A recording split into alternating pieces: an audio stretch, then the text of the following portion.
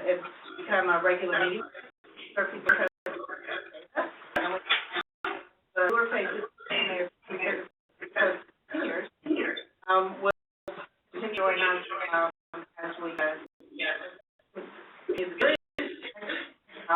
the next event will be really good too. That will on January 2nd. Yeah. I want to thank you. I also want to thank the online audience who are tuning in by WebEx country. And throughout the program, those of you on the webinar can submit questions. Urban. To welcome Gary Engelhardt, Professor of Economics at Syracuse University. This hurt was up to the name getting the sooner than his dad is getting. Managing Director at the Joint Center for Housing Studies at Harvard University.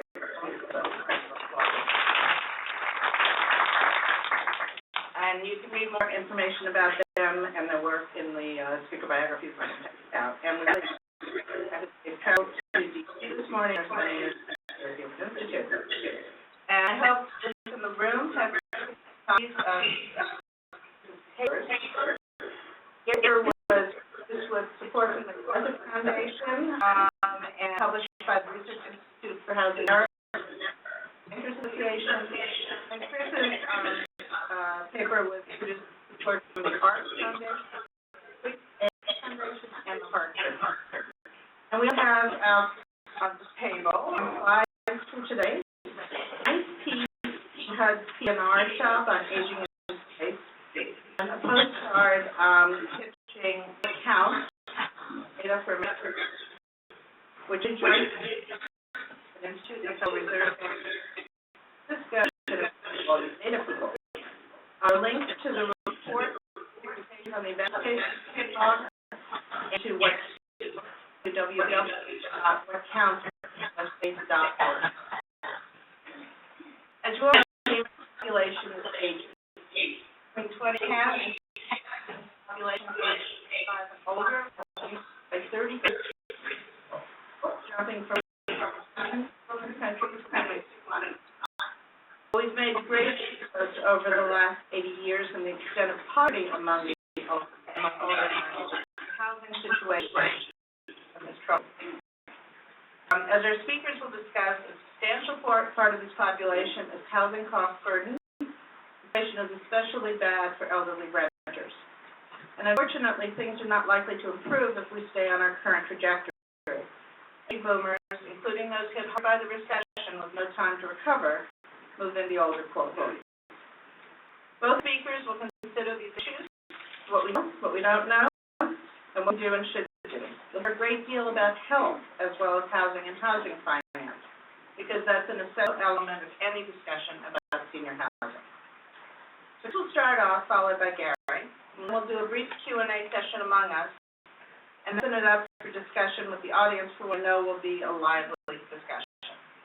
So once again, during the program, webinar guests are welcome to submit questions at events.urban.org. Both in-house and WebEx participants, please identify yourself by name and affiliation as you submit your questions. So now, Chris, let's get us started. Great, thanks, Alan. So Gary and I actually, our work covers very similar ground, so we're going to do a bit of a tag team today. I'm going to start off and talk about broad demographic trends in terms of the size of the older population, its living arrangements, and then talk a bit about issues around disability and housing, most of that to Gary, and then talk about financial aspects of housing for older households, looking at issues of income and wealth and rent burdens and all that. So just to start, in terms of framing the issue we're talking about, this chart shows the trends in the population in three age groups that we use in the report. We look at people aged 50 to 64, pre-retirement age, people approaching the traditional age of retirement at 65, although that tradition is changing. People 65 to 79, that first phase of retirement, a period of life when actually the issues of disabilities and other challenges are less likely, although increasing. And then people 80 and older when issues around physical or mental challenges become much more pronounced. So those groups each have significance, I think, in how we think about what their situation is and how what we need to worry about going forward. What you can see in this chart is that going back over time, that we can see the movement of the baby boom generation into each of these age groups. So the baby boom started turning 50 in the early 90s. That population, 50 to 64, grew rapidly and is now essentially leveled off. Where the first baby boomers turned 65 in 2011, and so we're at a period now when the 65 to 79-year-old age group is growing really rapidly. It's going to go from about 27 million in 2010 to 53 million by 2020 alone, just in that 10-year span, and then up to 53 million by 2030. So we're at a period now where that 65 to 79-year-old age band is really growing. To the far right, in terms of 80 and over, you can see the fact that we've had increased longevity, so that we've had an increase in that older population, people 80 and over time, that reflects those increases in lifespan. And what we're going to see beginning in 2026 is when the first baby boomers hit 80, that wave of baby boomers is going to augment that rise in older households. So we're going to go from about 11 million people today who are 80 and over to 19 million by 2030 to 27 million by 2040. And as you'll see, I think it's really that 80 and over population that's the one that's really going to be the one that's most challenging to make sure that they're well housed, both for the financial reasons and because of the other issues that they face as they age. Just to put this in perspective, this shows the change in population in 5 age bands, now going back, including younger households, between 2012 and 2040. So on the right-hand side, you can really see that really large wave of older households, just incredible growth we're going to see in households over the age of 65 over that period of time. But the thing I want to call your attention to is the fact that we're actually also going to have growth in younger households over this period of time. A lot of countries, Europe and China and the like, are having their age pyramids become kind of tilted, where we're having big growth in older households and shrinkage in younger households, which really creates a lot of pressures on society. And we're going to see a ratio of older people to younger people become, as Ellen pointed out, less favorable in the sense that dependency ratio.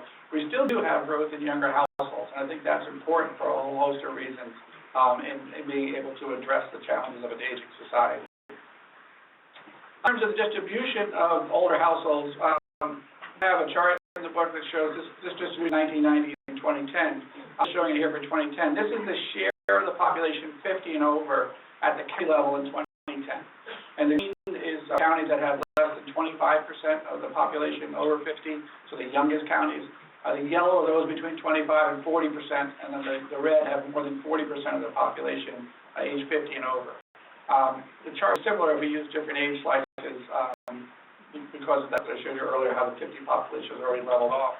But if we back in time, 20 years ago, we would have found is that only 1 in 20 counties in the country had at least 40% of their population 50 and over, and now we're at 1 in 5. And that there's a tendency for people to age in place as they age, we're likely to see this aging phenomena really be ubiquitous across the country. You can see the areas that are red, the areas that have the highest concentration of older households include kind of traditional retirement areas in Florida and around Phoenix, and kind of Sunbelt areas. Also many swaths of rural areas up in the Midwest and then up in Maine and Appalachia. So there's definitely areas of the country where the aging population, particularly rural areas, is particularly pronounced. But it's an issue that's really going to be felt essentially in communities across the country. In terms of living situations, this chart shows the distribution of households to these age groups, 10-year age groups actually, and the single persons, couples without other family members present, families with children, and then other family. And really the big point is that among people who are older households over the age of 60, we're really talking primarily about 2 household types, couple owned and single person.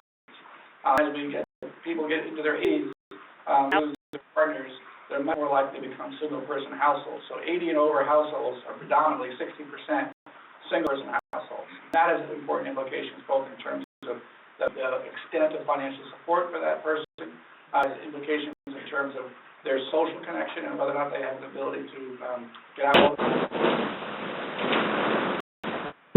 the ability to get support and care. Others are often primary caregivers for people. So single person household. Other family households here go from about talk about in a minute is the fact this is situations where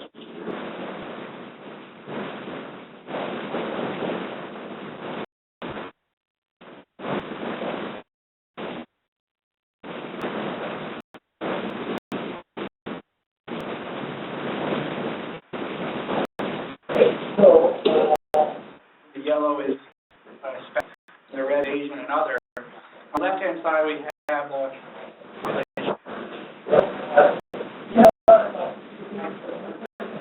color. Well, in fact, that by 2050, we're going to be a majority country of people of color. That's and across to the right, we have those different age bands I talked about. See that?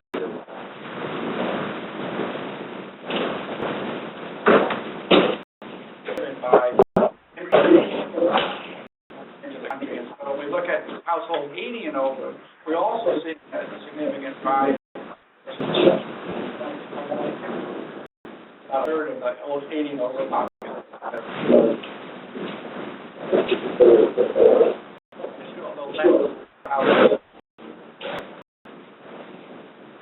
This chart shows the share of individuals living in members' households. Our target lines are for Hispanics and Asians. There is a much greater preponderance of Hispanics and Asians, a tendency for them to live in other family members. Americans much less so. Servers on the phone.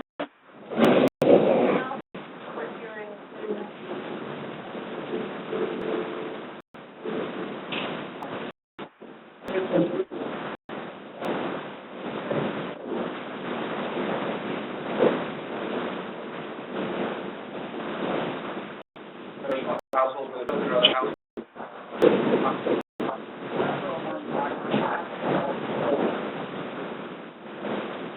Above age 80 again.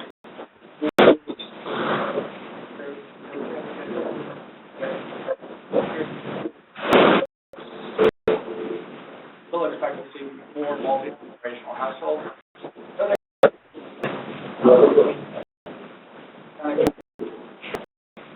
Population. And it's not clear at all that younger Asians and Hispanics will have over a longer period of time. We might expect those rates to come. And this then shows the share of nursing homes. We have a lot of them. It's pretty low. It's been less than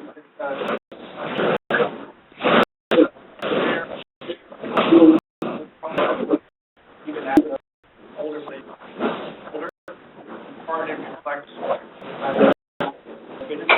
and part it reflects the fact that there are options for assisted living and other ways of care. It's interesting, so is to look at what and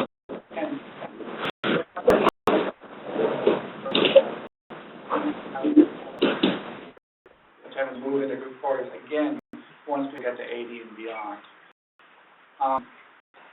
This chart then shows this association between aging and risks of different types of disability. On the left-hand side, cognitive issues, so issues with memory impairment or decision-making, self-care, which is dressing and bathing, and then followed by independent living, doing errands, paying bills, and other activities like that. And then finally, mobility issues in terms of being able to climb stairs or walk certain distances. And the green bars show the incidence of that among people 80 and over, and you can see while the incidence rises between those in their 50s and early 60s into those 65 to 79, the incidence rises much, much more sharply for those among over age 80. So about a fifth of people 80 and over have issues of cognitive issues or self-care limitations. A little more, a third have limitations on independent living, and then more than 40% have mobility issues. So really a sharp increase in the need for housing that's going to accommodate those needs, particularly as we get that 80 and over population growing rapidly. The other question then is this aging in place. What kind of housing are people going to be living in when they get to this stage of life? Research does consistently find that people express a strong preference for aging in place. And this chart shows the share of households of different age groups and the length of time they've been in their home. On the right-hand side, people 80 and over, that green bar is the share of people who've been in their house for 20 years or more, which is 60%.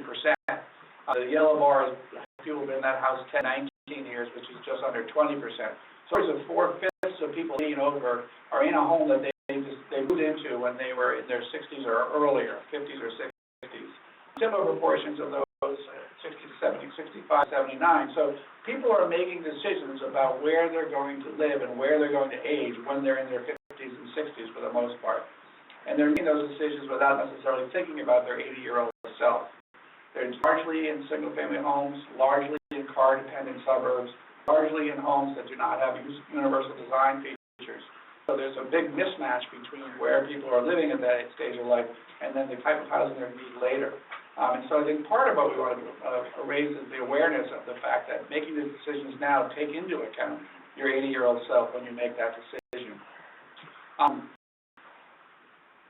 Moving on to issues around homeownership and the kind of financial portion of the discussion. This chart shows the share of households, their ownership rate for those different age bands, again, looking at 2005 and 2013. So how each of these age groups compare to the housing bust in terms of their homeownership rates. For households 65 and over, homeownership rates actually have held up pretty well. They're the only age group that we could say that for. People over at 65 to 79, more than 80% own their homes. People 8 and over, it's just 80%. And among that group, we actually saw a slight rise in homeownership rate over this period, largely a cohort effect of who it was who was aging into that group. But for the most part, those older households have not seen a diminishment of their homeownership rate. In contrast, people 50 to 64 have seen their homeownership rate decline by 5 percentage points over that period of time. And if you look at this in terms of cohort trajectory, that group of people who are now in that pre-retirement year are on a lower trajectory for homeownership going forward. Now, 75% is not that low, but it is substantially below the 80% or 81% that the current cohort has achieved. And where they are in life, it doesn't seem quite very likely to me that they're going to make that gap up or recover that homeownership rate. So what we're looking at going forward, we're going to see a lower homeownership rate among people in their retirement years. When we look at issues around wealth and cost burdens, we'll see the significance of that trend as well. This shows the issues around income and how incomes compress over time. So this shows median household income for owners and renters at these ages. So we look at people in pre-retirement ages, the median household income among owners is about $70,000, where renters is about $30,000. So a really substantial difference in income and ability to pay. As people age then, incomes drop for both groups, but they drop much more sharply for homeowners. So that in that 65 to 79 year age group, now the median household income among homeowners is down to the low 40s. The income among renters is down to $20,000. And by the time to 80 and over, those differences have really shrunk dramatically with much lower median incomes for both types. This reflects the fact that as people age, they're much likely to work, so they lose any income from work. Also, with that tendency to go from a partnered household to a single-person household, you have two sources of income. So now by the time you're 80 and over, you're much more likely to be a single person relying on single pensions or other sources of income.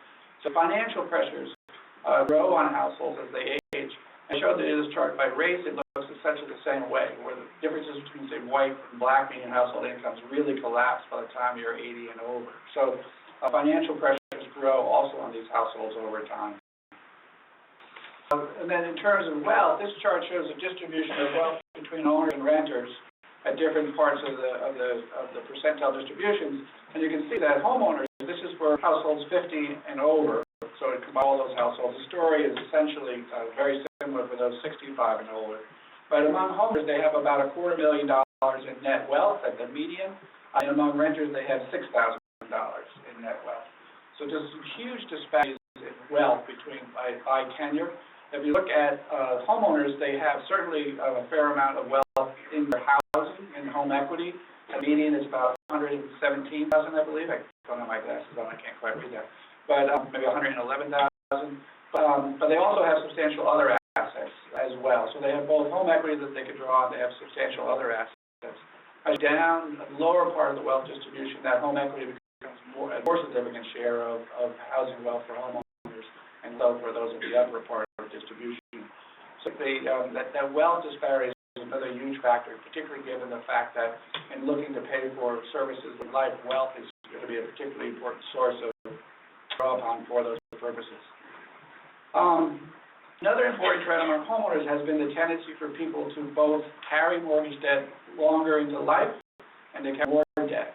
So this part on the left-hand side shows the share of households 50 to 64 and 65 and over with mortgage debt among owners, and you can see that among both age groups there has been a tendency for that share to rise. It's been particularly sharp among people 65 and over.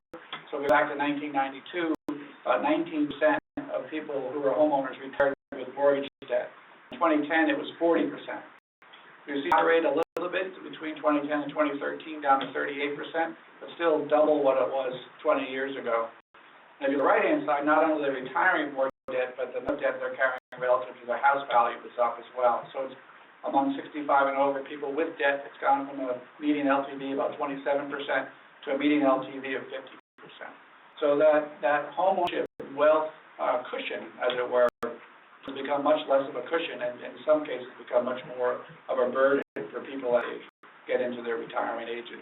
We have seen, again, moderation in that, but I'm sure that really represents a reversal of that trend as much as it might represent some fallout from people losing their homes from the Great Recession. Turning to cost burden. So this chart divides households into three tenure groups. On the left-hand side, we have renters. In the middle, we have owners with a mortgage. In the right-hand side, we have people who own their home free and clear. Again, using those three age buckets, with the green bars being people who are monthly cost burden, spending the green bars being severely cost burdened, spending more than 50% of their income on housing, and the yellow moderately burdened between 30 and 50. So look at the left-hand side, the renter cost burdens, they actually look very much like it does for all renters. Overall, about half of renters are cost burdened, including about 27% that are severely cost burdened, and that's true of renters who are 50 to 64, and only slightly worse for those 65 to 79. So older renters actually fare about well or about as poorly as overall renters do. You can see the burden does rise among people once they get to be 80 and over, again reflecting that decline in income over time. So it's up to nearly 60% of the oldest renters are cost burdened, including about a third who are severely cost burdened.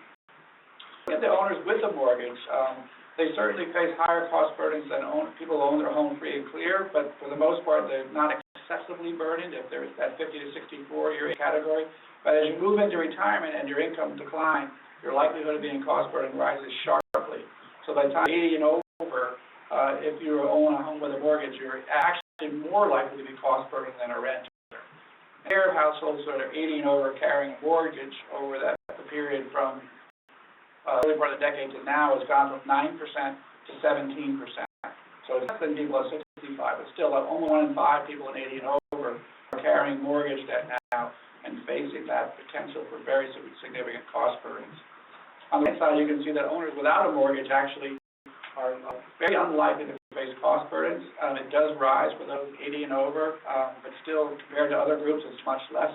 Those cost burdens largely reflect the cost of property taxes, insurance, and carrying costs, obviously, since they don't have a mortgage.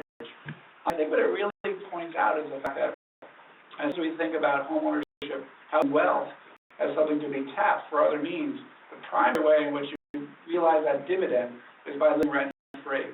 And there's not a trivial dividend. If you look at the comparison of these groups, people who are able to own their home free and clear retirement really insulate themselves from a very significant cost with important repercussions, because if you do face cost burdens, they're spending much less, first of all, on food, second of all, on health, and third, on transportation. And so the link between housing cost burdens and all these other food security, isolation, and health issues are really significant. And so I think that issue around mortgage debt and how people are carrying that more into retirement is going to have important implications down the road for the well-being of a lot of older Americans. One of the looked at in the report then was this question about how well rental assistance is serving older households. So this on the left-hand side shows the share of very low income 62 and over renter households. So these are 62 and over, the age usually used in rental assistance programs for elderly. That data comes from HUD's worst case need report. You can see that over this period of time from the early 2000s on, there's been a modest increase in that household, those low-income older renters, reflecting the fact that baby boom had not yet reached that age group in any significant way. On the hand side, then, we project what we would say the number of very low-income renters will be over time, holding constant both the ownership rate now and the share of older renters who fall into that age group, that income group. So it's a naive projection, and I think it's conservative because of the fact that I think the homeownership rate is going to fall for that age group, and I think there's going to be more financial stresses on that group. With that assumption, we can see is that the number of very low-income renters is going to go from about 3.9 million in 2011 to 6.4 million in 2030. Now about a third of elderly renters, only slightly more than all renters who are income eligible for assistance, receive rental assistance. So 2/3 don't. And the 2/3 don't, 60% face worst-case housing needs, either paying more than 50% of their income for housing or living seriously as really inadequate housing. So we're from 3.9 million people eligible for assistance to 6.4. Just to keep pace with it, get 1/3 getting assistance, we'd have to increase the number of subsidized rentals elderly by 900,000, which would be a huge increase from the 1.4 now, and relative to the scale of the demand and need on all age groups, it really would be remarkable. So I think we're facing, a tremendous stress on housing assistance for older households as we move into the next 2 decades. And finally, to close, talk a little bit about reverse mortgages. In the report, we don't go into great detail on it, but I think it's incredibly important for the reasons we were just talking about in terms of the numbers of older homeowners who are entering retirement with debt, as well as the fact that a lot of the older homeowners who don't have debt are sitting on significant wealth. This chart shows the trend over time and the number of HECM loans, FHA's reverse mortgage program originated. We started in back in the early 90s as a demonstration program, made permanent late 90s, I think, as a permanent program. But over that period of time, very low volumes of originations. There's this expectation that given the number of elderly homeowners sitting on a lot of housing equity, that there would be great need and demand for the program. Didn't really materialize. In the early 2000s, then program volumes really started to grow sharply, and as you can see, reached about 110,000 loans originated in 2009, which represented as a tenfold increase from where it had been 10 years ago. The reasons for that increase, I think, are not necessarily perfectly understood, but they certainly reflect the fact that housing values went through the roof, so there was more equity to tap. Interest rates were low, and so the amount of that equity that you could tap out went up. I think there was a creation of new products that allowed different ways of tapping that. I think there's also changes in consumer sentiment and awareness and acceptance of the loan products. I think when the baby boomers have a different attitude towards mortgage debt than the previous generation, who have parties to burn their mortgage when they paid it off, and baby boomers don't have that same tendency. So huge increase in the volume of these loans, a number of challenges in the program, certainly a huge loss in home equity over this period of time as well, all of which resulted in a significant drop in program volumes, now down to about 50,000 loans a year. So it's, I think the reverse mortgage program has an important role to play. And I think there have been, maybe we'll talk about it some more in the discussion, some of the challenges the program has faced in making sure that people are getting loans that they will be able to sustain when face foreclosure. But one of the things that's really interesting about the changing profile of who's taking out these loans is how much people are doing it at younger ages. So this chart I pulled from CFPB, had a report to Congress that they did 2 years ago in 2012, which is a very thorough, comprehensive report. I recommend it to anybody who wants to learn a great deal about the HECM program and its evolution. But in this chart, the bottom bar shows the share of HECM borrowers ages 62 to 69. You can see that there's been a steady increase in people of those younger age groups over time taking out HECMs. Back in the years when it was a more low-volume program, the typical HECM borrower was in their mid-70s, who was kind of at that end of life trying to manage finances. A lot of people were using it to take out a line of credit that they could tap as needed for kind of emergency expenses.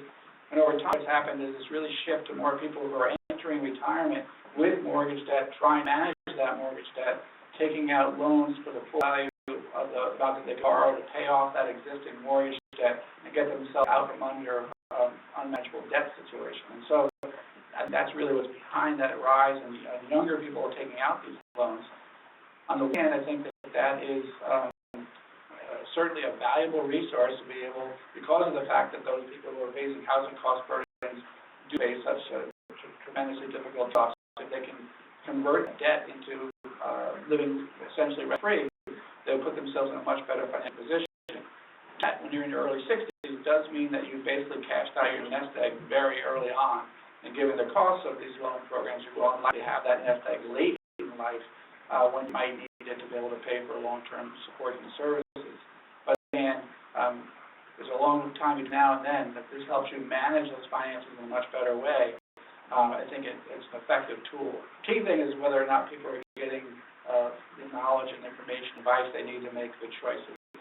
And I think we can have a big discussion about whether what we have adequate, but I think there have been a lot of improvements in that as well. So with that, how about I go on?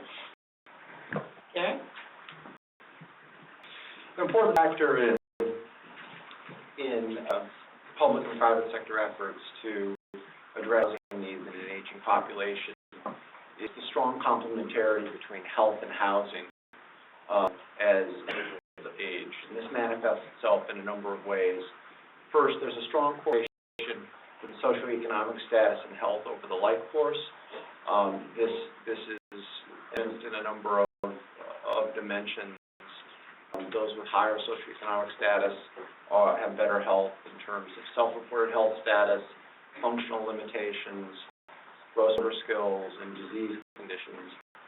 Another way that health and housing have strong complementarities is that the older individuals have a strong desire to age in place, and over time this can mean that there's a mismatch, as Chris pointed out, between characteristics in your housing situation, and they have adverse consequences on health through a number of pathways. One pathway is through physical risks such as falls. That's going to be something I'm going to talk about later in my presentation. Another is through attenuated social interaction, which is something that actually in the Joint Center report is discussed at quite length, that Chris didn't have time to go through it, but that's another important dimension. So really, in principle, what we want to do is we want to think about addressing housing and health needs at the same time when thinking about older populations.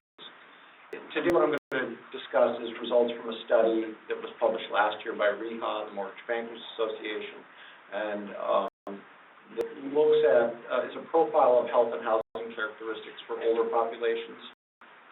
I'm going to present results for older population as a whole, as well as selected subgroups, depending on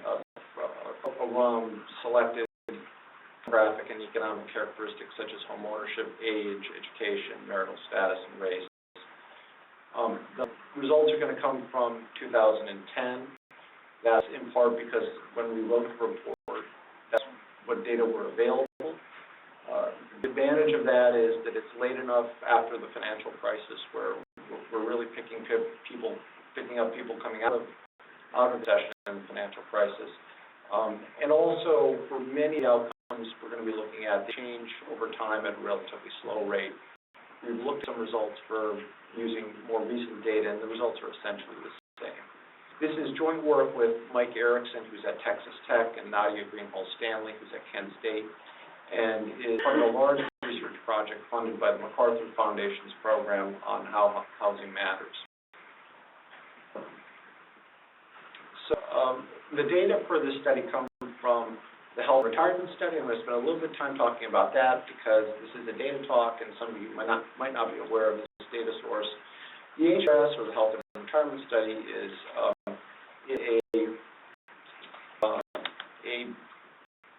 survey done every 2 years. It's administered to a stratified random sample of older Americans aged 50 and older, and is representative of the population, both community dwelling and those in an institutional setting.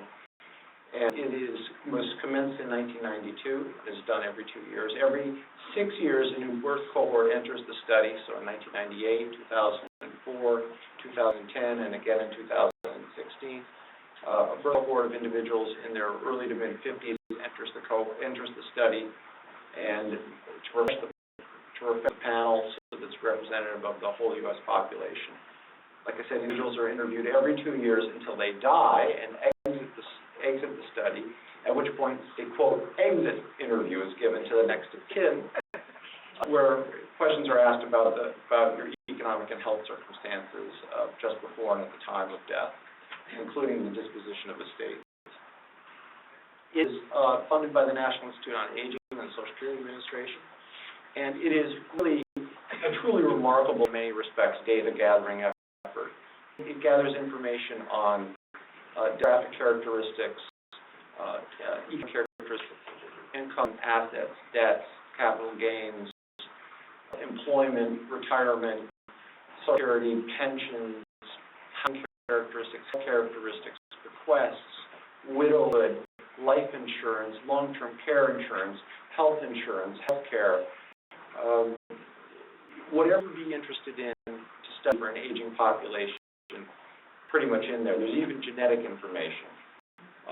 It's a truly remarkable effort, and because it's a panel or longitudinal study, it allows for longitudinal analysis. In part of what we're going to do actually in the next presentation, I'll be talking about some research results using the longitudinal study, but today we're just going to look at a point-in-time snapshot of the old American population. I lost this. Okay. Thank you. So just to frame the discussion, the home ownership, what we're going to look at is, today I'm going to look at community dwelling individuals who are 65 years and older. That's because of some data limitations on what ages were asked what questions. And in 2010, using the HRS sampling weights, the population home ownership rate was 83%. There's roughly just over 11% individuals are in renter households, and then you have just a little over 5% of individuals that are 65 and older report that they neither own nor pay cash rent. These are individuals who are usually living in a structure that is owned by a relative or a friend. Typically, it's a child, and they live there rent-free.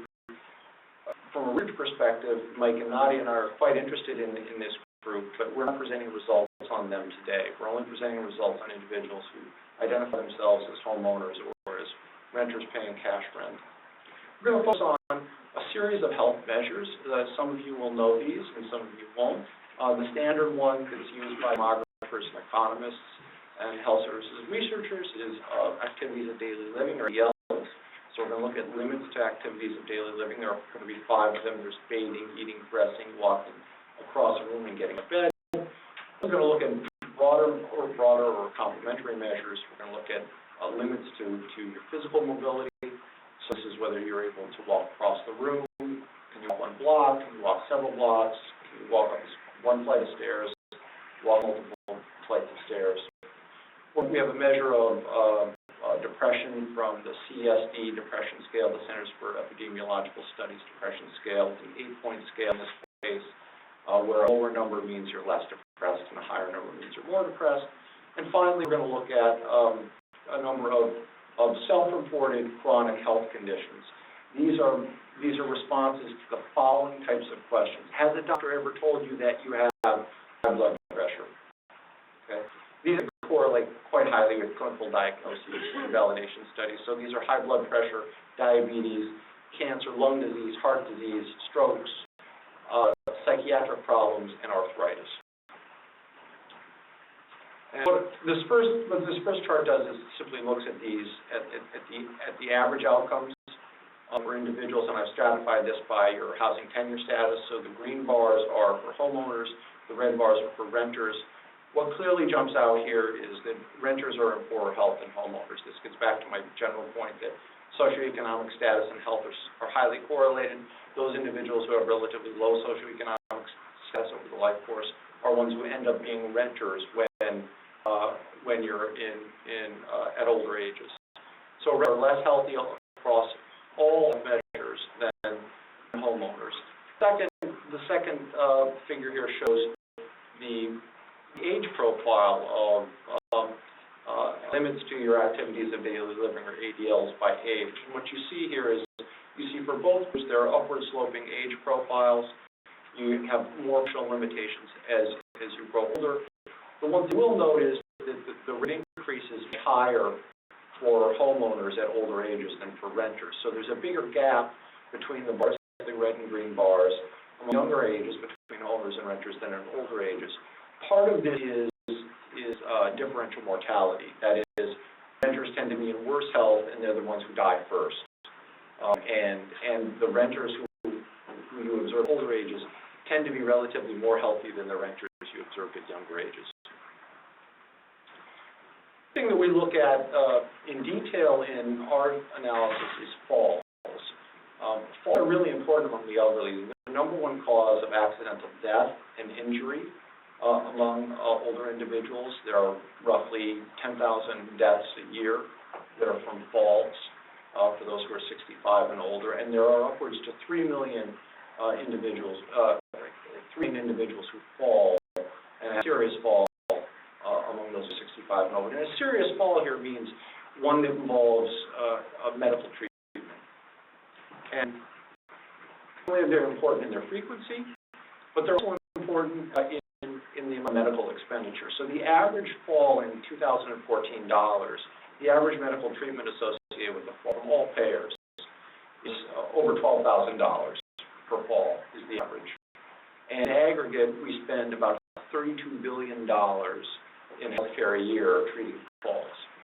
If you want perspective, you can compare that to what we spend at the federal level on income support programs such as TANF, SNAP, which is food stamps, or Section 8 vouchers for Section 8 housing. And this is a big deal. Falls are a big deal. Falls are really interesting from a housing perspective because it's one clear area where there's a clear link between housing structural characteristics and health outcomes. Falls are much more prevalent among poor quality housing than better quality housing, and as we'll talk about in a little bit, structural characteristics such as the presence of safety and safety and accessibility features can have a strong impact in attenuating falls. So in the health and retirement study, they asked about falls as over a 2-year period, since the survey is given every 2 years. So this figure shows the frequency of individuals who are by age group who have had a serious fall over the last 2 years. So a serious fall means having sought medical treatment. So at the bottom line, which is for homeowners, among younger homeowners, those ages 65 and 75, roughly 1 in 10 to 1 in 12 homeowners who are age 65 in that 10-year age range have a serious fall that requires medical treatment in the last 2 years. Now, that is having any fall. Some people fall more than one time. The average number of falls, by the way, over a 2-year period is about 2.6 falls. And you can see the dark line for homeowners, that profile is rising over time, and it rises especially fast for the group that Chris pointed out, which is what demographers and economists call the oldest old, which are those who are 85 and older. This is going to be the fastest growing part of the older population in the United States as we look out into the future. There, if you look in that group, the incidence among homeowners of falls it's roughly 1 in 6 to 1 in 5 individuals have a serious fall over the last 2-year period. For renters, again, they're in worse health, so they're also much more likely to fall than homeowners. Between owners and renters is typically about 5 percentage points, and you see the same type of upward sloping age profile for renters. And among the oldest old for renters, they're between 1 in 5 and 1 in 4 are having a serious fall over a 2-year period among the oldest old. Given you had a serious fall, one of the leading kind of medical outcomes is a fracture of a hip.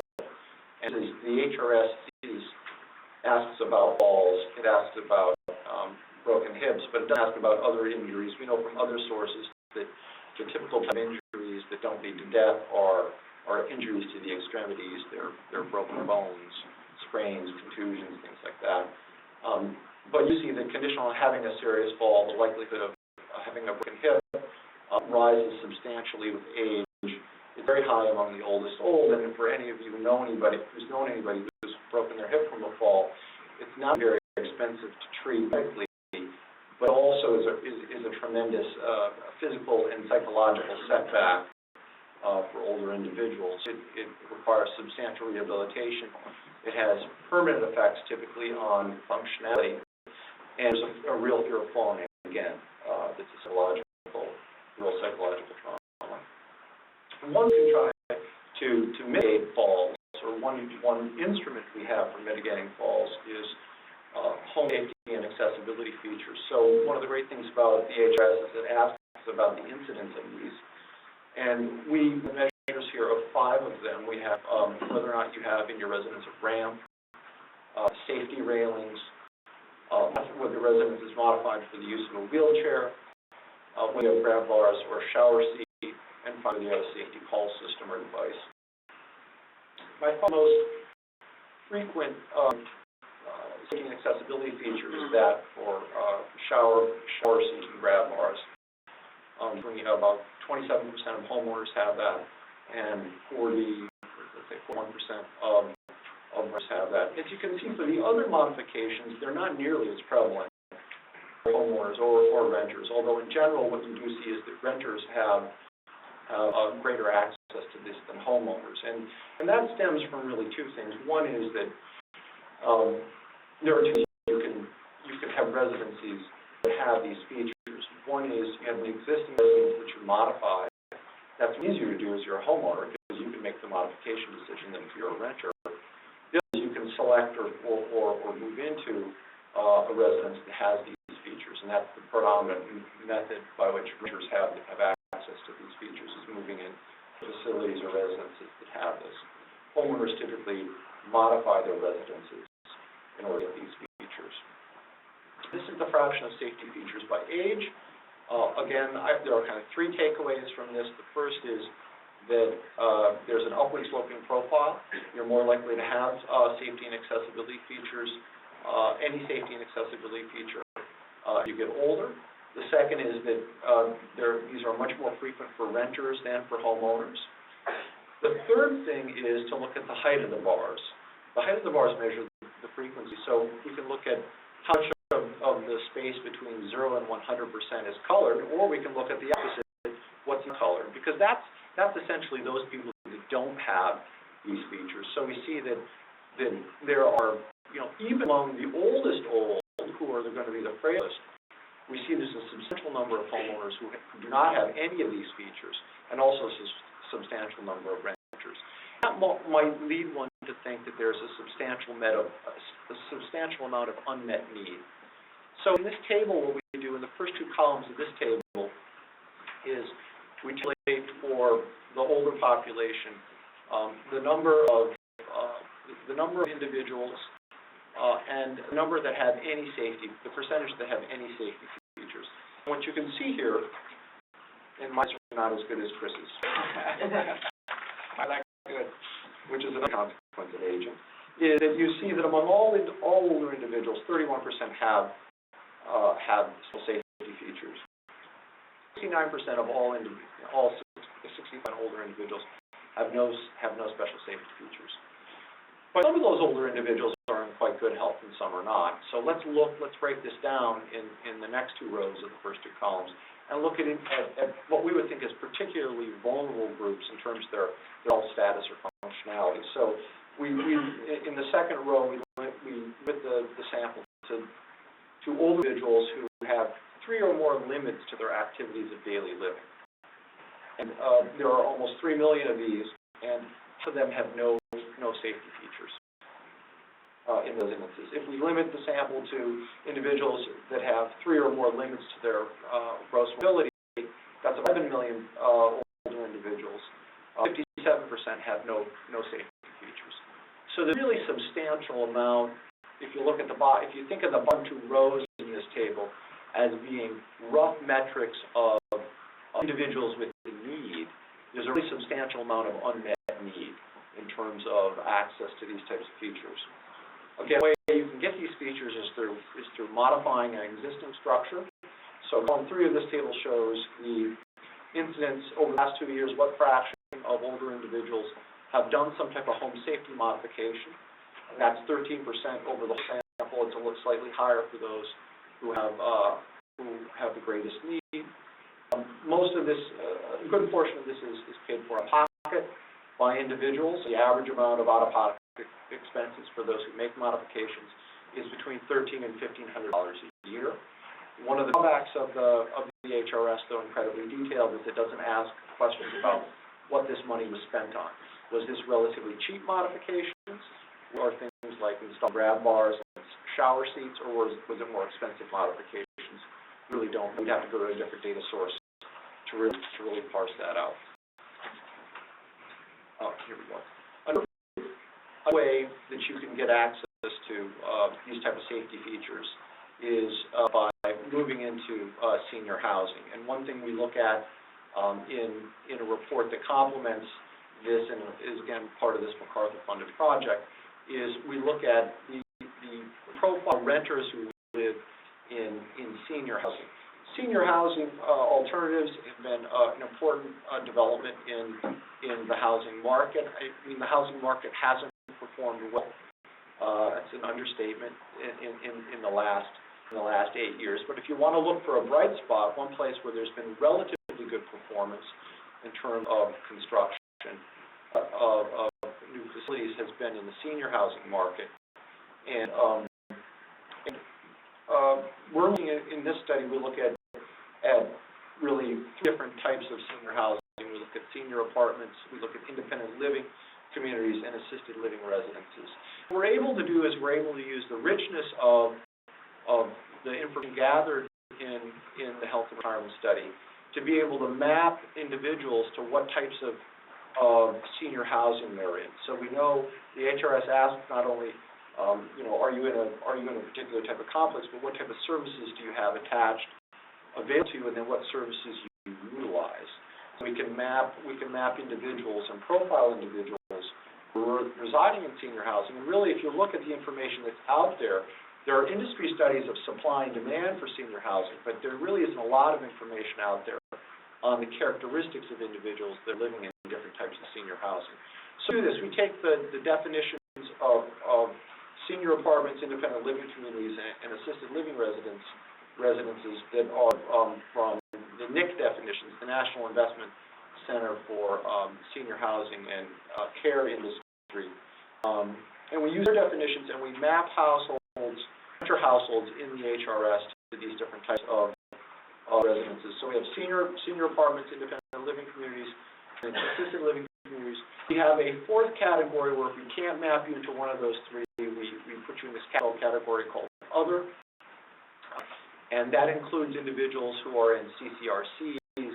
We don't have enough information in the HRS with any reasonable confidence to map you into that separate category. So here's what some summary results from the profile of renters in the HRS looks like. So 20% of all renters are in what we would characterize as some form of senior housing.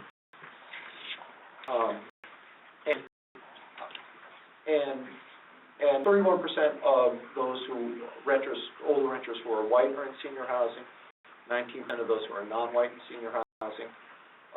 The marital group that is the most prevalent in senior housing are the widowed individuals. Roughly 1/3 of widowed individuals are in senior housing. There's a slightly positive gradient for education in senior housing among renters, and a very strong gradient in age. Almost half of those who are 85 and older, renters who are 85 and older, are in some form of senior housing. In the next figure, what we do is we take those who are in senior housing and we show what the distribution is across the types of senior housing. So 20% of those in senior housing are in senior apartments. 14% are in independent living facilities, and 41% are in assisted living facilities. The other 17% are in this category. So by far the most prevalent form of senior housing among renters is in assisted living. We'll break this out by whether your senior housing is subsidized or unsubsidized. And let me just say right here that this is whether the respondent to the survey self-reports they're in subsidized housing. It's clear that some of these individuals are not in subsidized housing, but the construction may have been subsidized, say, through home housing tax credit, and they're unaware of that form of subsidy. So this is self-reported. self-reported subsidy. And I guess this way it really mimics what we measure in other surveys like the current population survey and others where it's all self-reported as well. 90% of senior housing is unsubsidized, only 10% of it is subsidized as measured in the HRS. And what you see is, again, the older individuals who are renters who are in unsubsidized senior housing are in assisted living. Unsubsidized renters in senior housing, the bulk are in senior apartments. One of the things we do that ties into what Chris was talking about in the Joint Center study is we calculate rent burdens. Now, our rent burden is slightly different than Chris's, but it gives the same flavor. What we do is we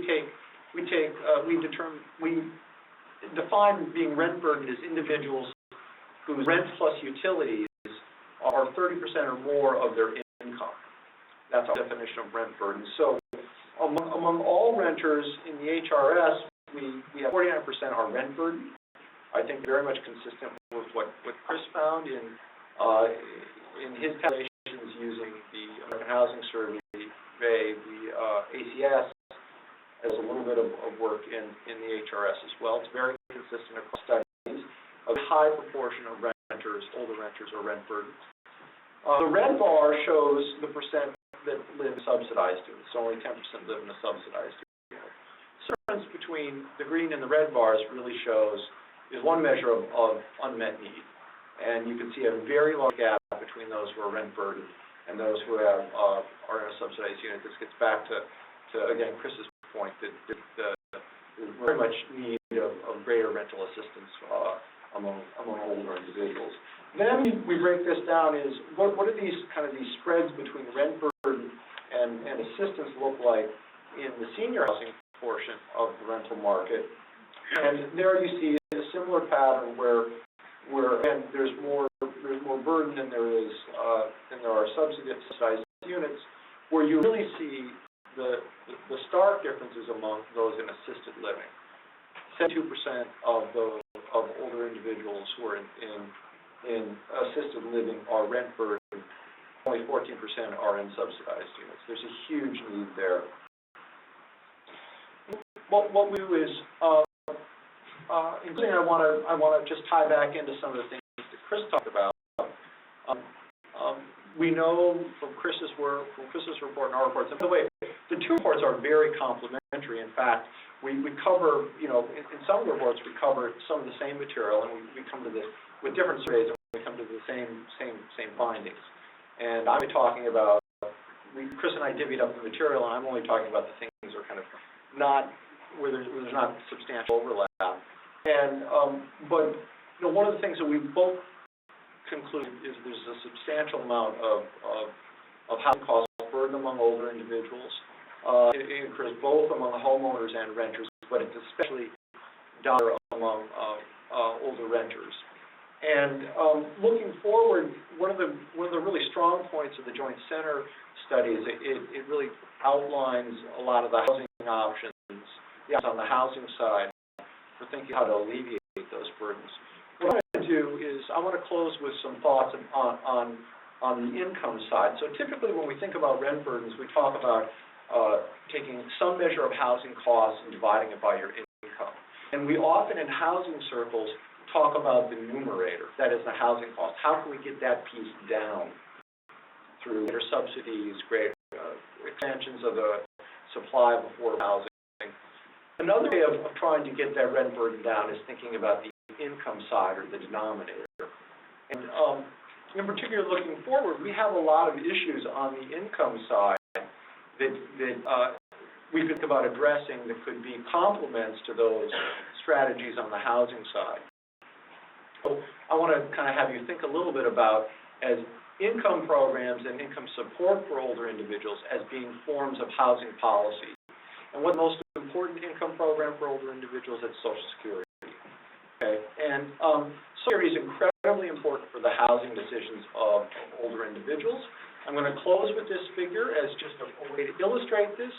This shows the annual aggregate homeownership rate by age group from 1982 to 2013 over roughly the last 30 years, and it's for 4 age categories. categories, 35 to 44, 45 to 54, 55 to 64, and 65 and older. And the thing that really stands out when you look at this figure is you see that for the three younger age groups, the aggregate annual homeownership rate moves roughly in concert with general macroeconomic fundamentals as measured by some combination of either income growth and or interest rates. Okay? You can see that clearly, and you can see, and the patterns are especially stronger among, not surprisingly, among the younger cohorts. They're more sensitive to the business cycle conditions than the older groups. But you can see that kind of wave pattern down for all three of those groups. What's the one group that bucks that trend? That's that fuchsia-colored line there, which are those who are 65 and older, where the homeownership rate has just steadily increased and held its own across these business cycle fluctuations. The primary reason for that is Social Security. So there is a long literature in demography and economics that has looked at the role of Social Security in affecting living arrangements of older individuals, and I think the results here that have been generated over the last 30 years are quite compelling. There's a very strong association with causal, I shouldn't say just association, there's causal relationship between homeownership and living arrangements between Social Security and living arrangements. When Social Security income rises, more older individuals live independently. When Social Security income falls, you're more likely to live in a shared living arrangement. The same type of rule holds for home ownership. So I have a study that looks at the Social Security changes in Social Security income that come through legislated changes in benefits generosity, effect of home ownership, and essentially between half to all of the time series changes in home ownership for older individuals, 65 and older, over the last 40 to 50 years can be explained by changes in Social Security income.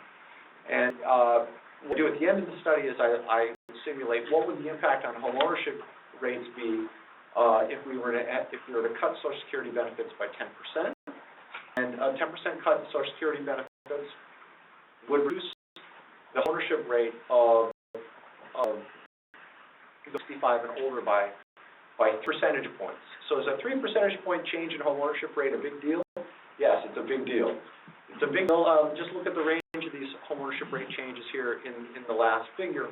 A 3 percentage point change would be really important.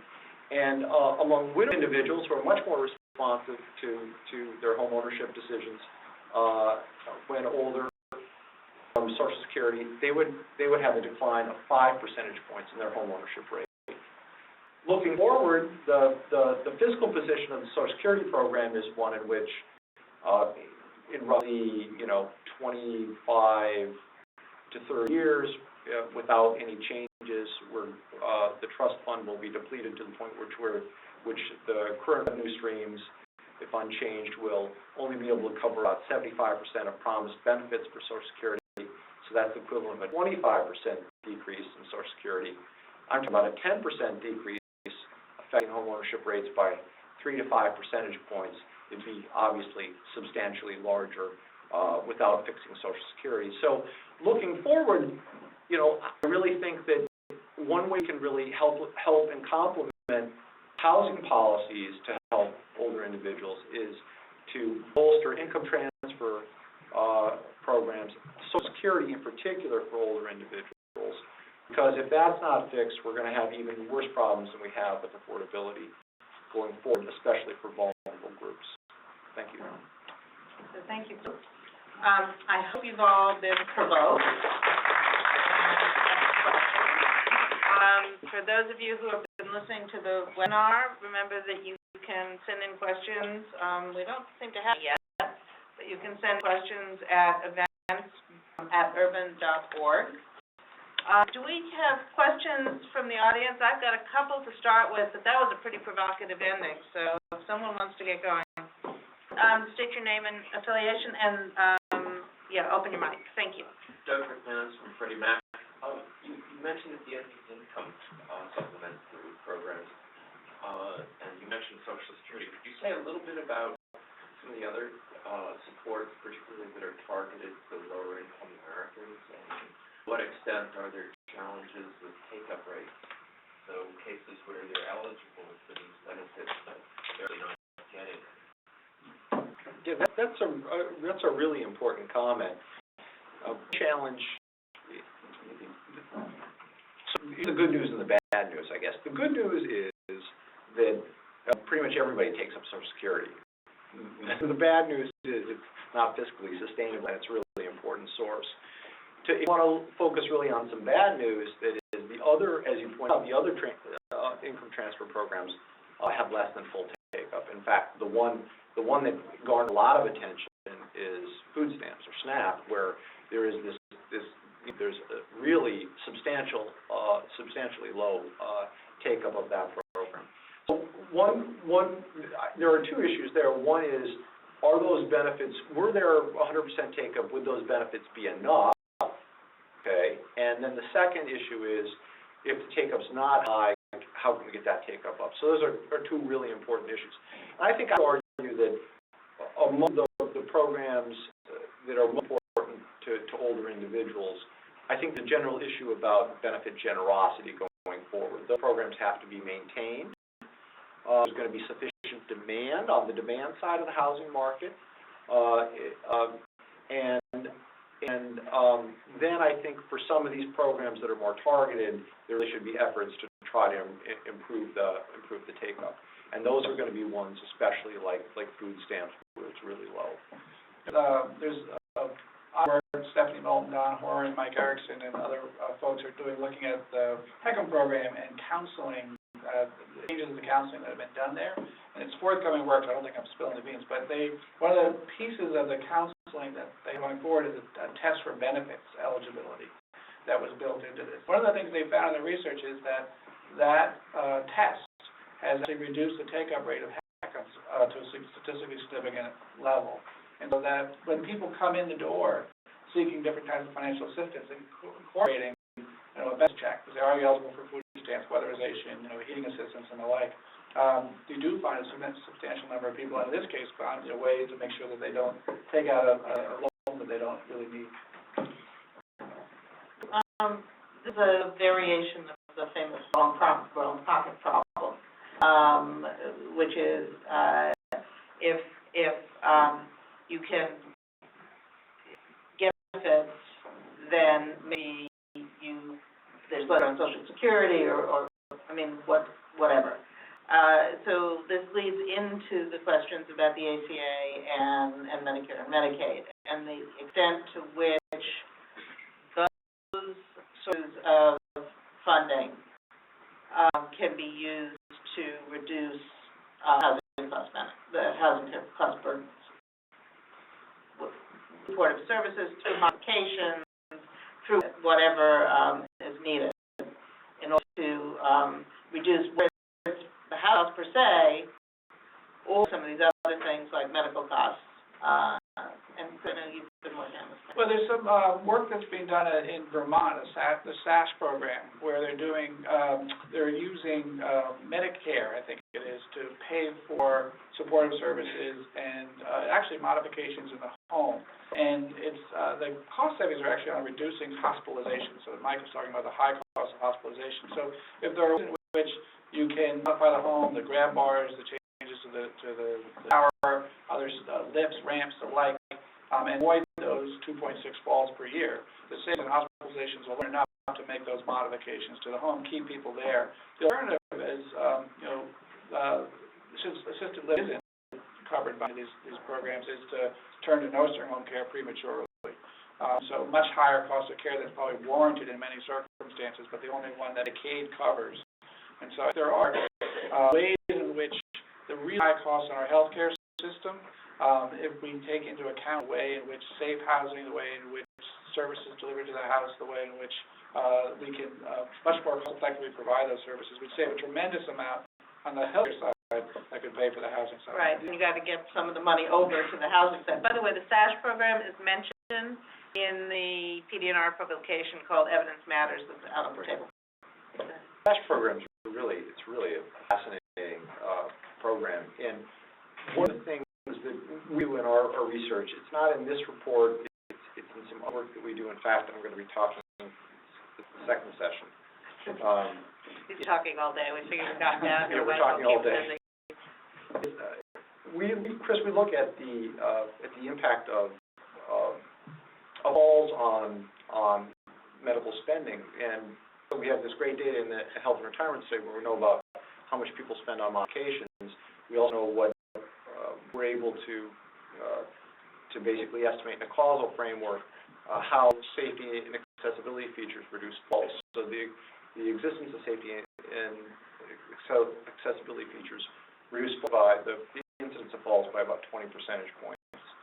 And then if you take what people typically spend on home modifications, and you look at the medical savings, because we spent $32 billion, what you find is over a 2-year period, if you install home safety and accessibility features, for every dollar you spend on installation, it saves 93 cents in medical treatment costs. That's over a 2-year period. Of course, a lot of these features, they're very durable. They're going to have returns over many years. So we think that overall these are very cost-effective ways to reduce medical expenditures. And for some subgroups, they're immediately cost-effective. You're getting $2.5 return in reduced healthcare costs from the installation of these features. One challenge is we think that's related to this is that there's a bit of a disconnect if you're a homeowner or you're a landlord, for example, and you're thinking about installing these features. There's an out-of-pocket cost for you, but you get the benefit. The savings are coming through the healthcare system, and it may be that the first payer is Medicaid or Medicare. And so there's kind of a disconnect. There's kind of a fiscal externality disconnect there, where you might not fully internalize the savings to society from this. If it's a private outlay, but there's a public gain. Right? And that opens the door for specific programs like SASH, where it's integrated directly. It's the whole idea of it. Also opens the door for other ways to try to subsidize home modifications, tax credits. So if you look, many states have tax credits. Virginia has one that many of you might be aware of, the Livable Homes Tax Credit, which is a quite neat way of subsidizing this for individuals who want to do to their properties, or developers who want to try to incentivize the private sector to put in these features. Additional questions from the audience? Yes, go ahead. It's over here and then one over here, okay? Go ahead. Just, turn on your mic and tell us who you are. Hello, I'm Julie Abrahams. I don't have an affiliation. Nobody said anything about breaking out the data by sex, and I just sort of culturally one imagines that women have very different patterns in housing from men, not the least of which is, the cultural thing about not wanting to, fix the house. So the question is about gender differences. Certainly, women tend to outlive men, so women are much more likely to be the single person living in a home. So there's many more situations where women are that oldest old, as Gary talked about. But other than that, I'm not sure. Gary, do you have? I think there are two to what you said. One is about what are the results we broke it by sex, and a lot of the language that's in the report that I use, it just kind of shrouds this. I mean, when you talk about widowed individuals and the oldest old, those are women, okay? And so basically, if you take everything that Chris and I said about widowed individuals at older ages, they're women. They're the ones who are most likely to live in shared living arrangements. They're the ones that have the greatest responsiveness of their living arrangements, Social Security. They're the ones that are going to be the most rent burdened. Everything that strikes the oldest old, since they're predominantly women, is going to be a women's issue. So I think you can just take everything that we've done and think that, yeah, this is predominantly going to affect women more than men because, as Chris said, men die early.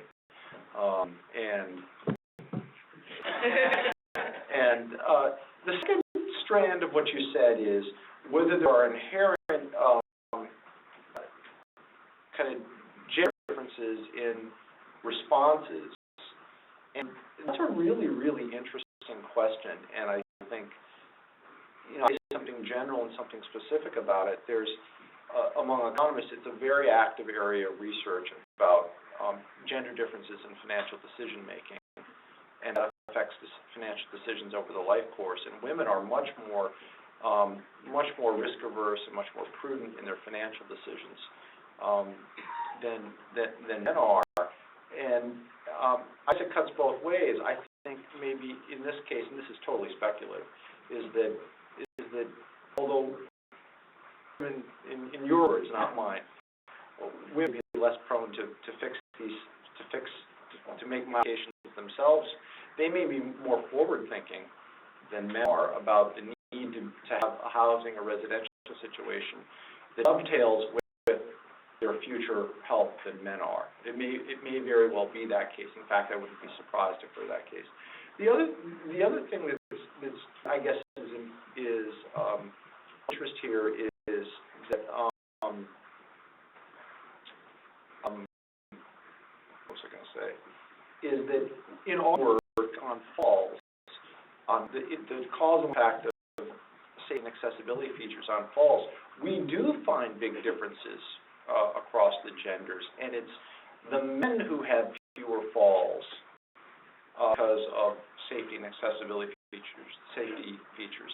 They seem to benefit them more than women in terms of their fall reduction. But we find the biggest benefits among men and among individuals who are 75 and older, and slightly in kind of some suggestive evidence that those who have lesser education benefit more. But it's probably older men who benefit the most from having safety and accessibility features. And that gets to possible gender differences in responsiveness as well. I think overall, though, we know relatively little about this, at least from my perspective as an economist.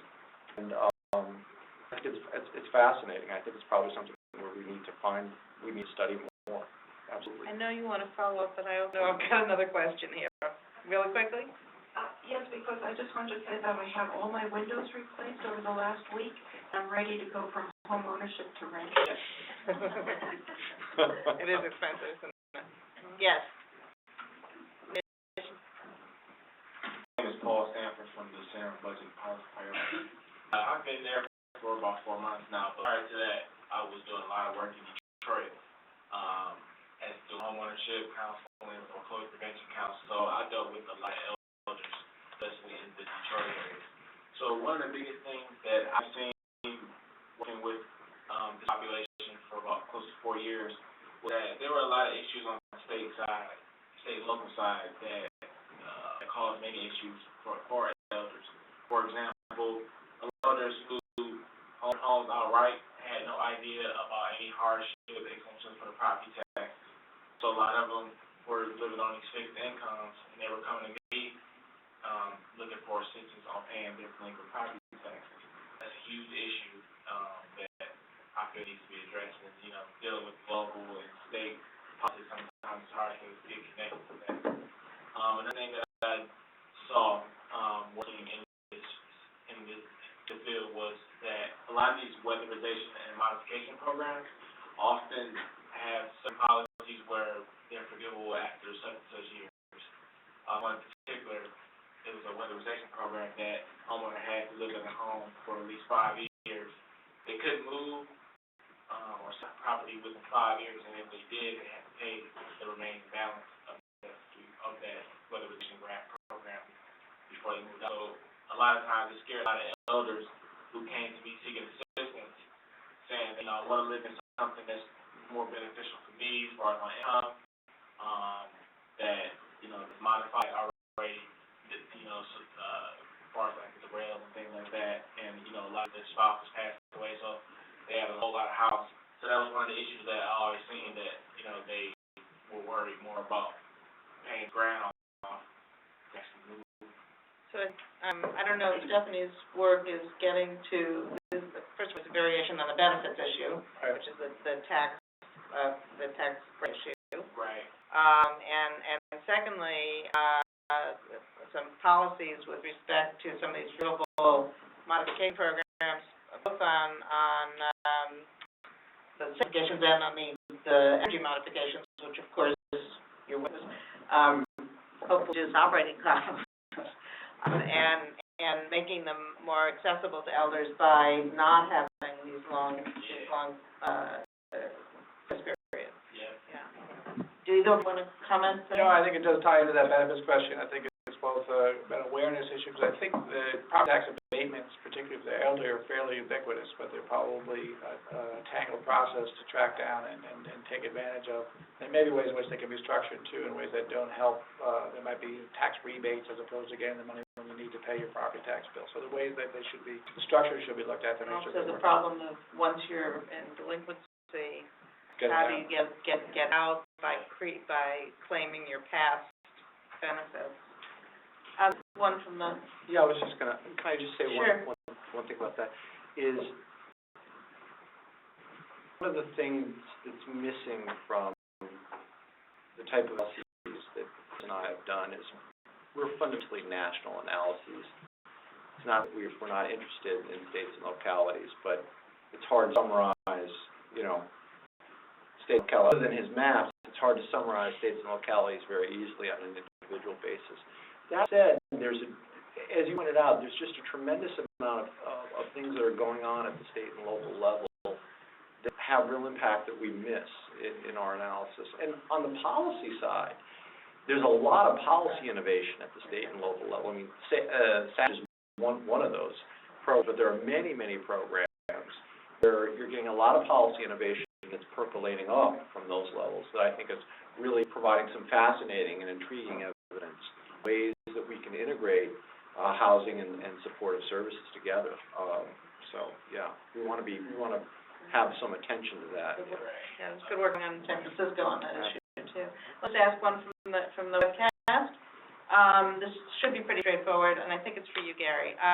Do the speakers know of data sources that combine or show a relationship between persons who have reduced activities of daily living and are cost burdened? So the ADL cost burden, cost tab. So the HRS would certainly do that. Yes, you do this in the HRS. And I think the HCS has some issues, not obviously as in-depth as the HRS, but it's much bigger sample size. So we use that to define some of these limitations as well. So what you could quite easily do in the HRS is, since you observe people every 2 years, you have multiple measures of their functional status. You can actually see them decline over time and eventually die. And then you can measure their rent burden too, and their residential transitions. In fact, we have other work where we do that. We look how various very adverse health shocks that happen later in life, residential transitions, what types of transitions those are, what are their main drivers, and so you can do that. It would be that data source. Yes. Good, two, you're first. What's your name and affiliation? My name is Patricia Sullivan, and I'm here because I'm a graduate student at UMass Boston. Thank you, Betsy. What flight are you on home? And I commend the work that both of you are doing, because you're talking about these issues in a way that not all of your colleagues do, and you're sensitive to break it down into 3 generations of seniors. And so it's important for me as an advocate part for people in this room to see you in those numbers up there. So talking about, how we talk about seniors is very important to me. Second question is that when I think about housing and seniors, the big difference is that of services. And I know that we don't get the opportunity in a lot of this survey work that goes on about what those services are, but it's a really important question. Because of the ACA and the move now by Senator Medicaid all towards home and community-based services, we need to understand of all those services. Maybe that's a different conversation. But mostly we really need to understand the connection between housing and services and seniors. So I'm thinking about your work, I urge you to think about the service component, because it makes a whole lot of sense for everybody, and we just don't know a whole lot about it. Certainly, I mean, the services are expensive, and they're expensive. So, we look at renters' income and wealth profile. One of the questions is, are they going to be able to afford those services? So in our report, we talk about the cost of adult daycare, a homemaker, and all these different variations. And you start at the lowest level, they add up to thousands of dollars a month on top of what renters are already paying. And so, to Gary's point about the fact that assisted living facilities where you can get those services and housing, or hopefully in a more efficient way, we have very little subsidized assisted living services. Homeowners are in a much better position because of the fact that they have greater wealth to tap to be able to do that and integrate those services in. The alternative is then to go into things like nursing care, which is very inefficient and not appropriate in many cases. So.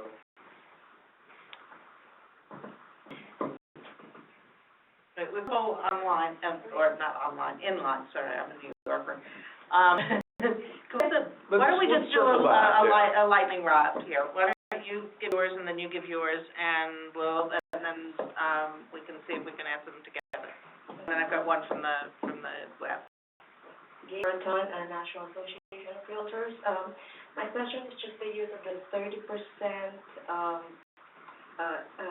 metric to measure cost burden. I think 30% would be reasonable for someone who's probably working and with children, so you need 70%, for other expenses. But for someone who already, the old of the old, are you still using 30% as a metric to measure? It's a really interesting, but it actually ties in with the services question. Go ahead, and you give your question too, and we'll do both together. No, this woman here in the front. You.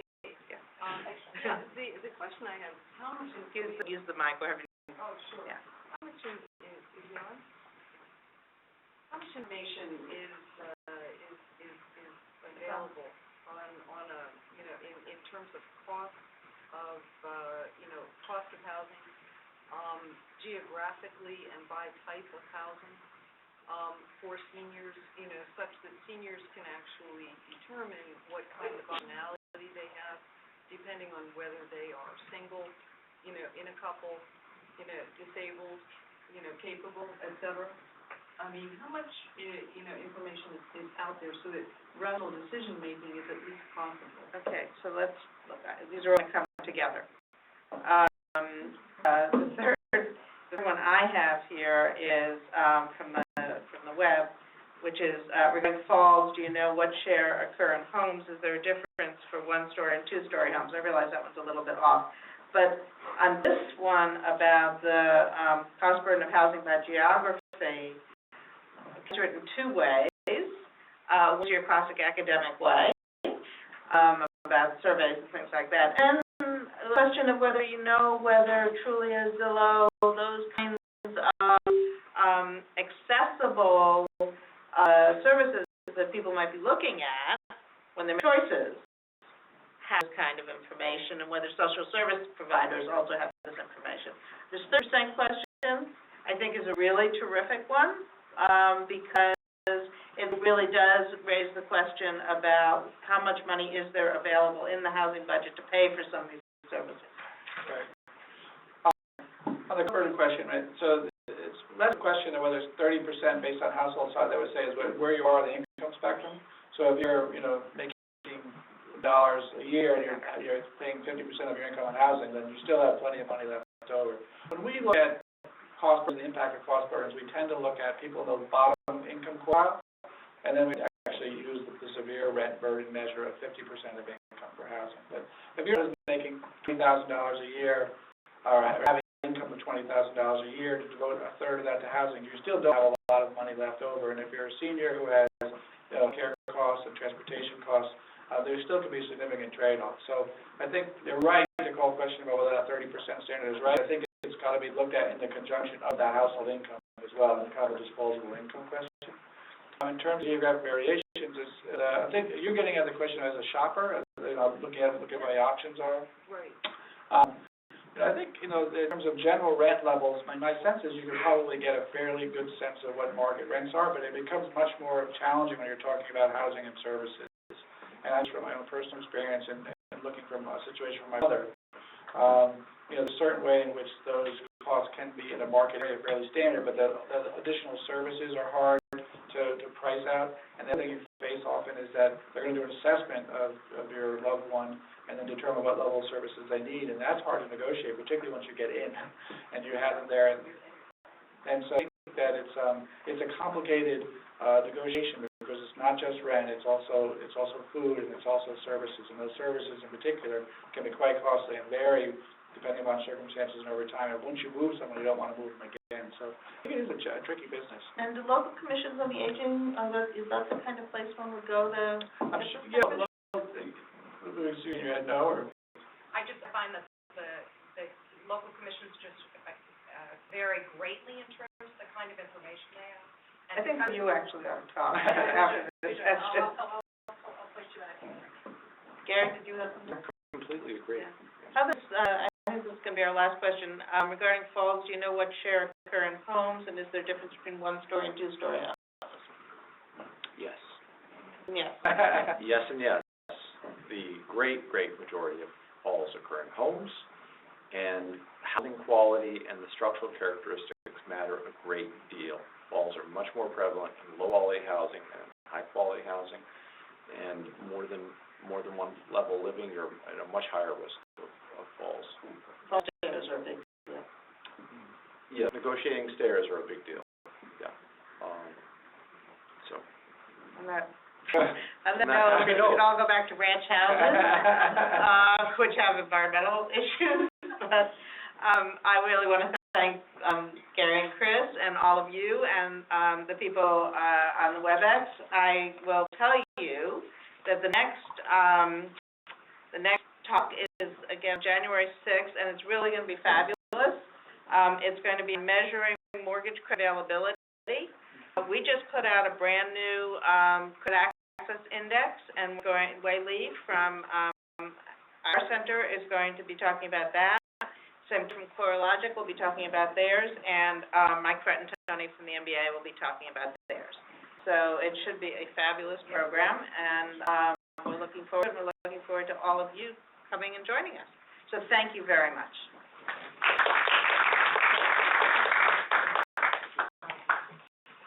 Come back on the 6th. Yeah. Yeah, I saw that figure on your website. Yeah.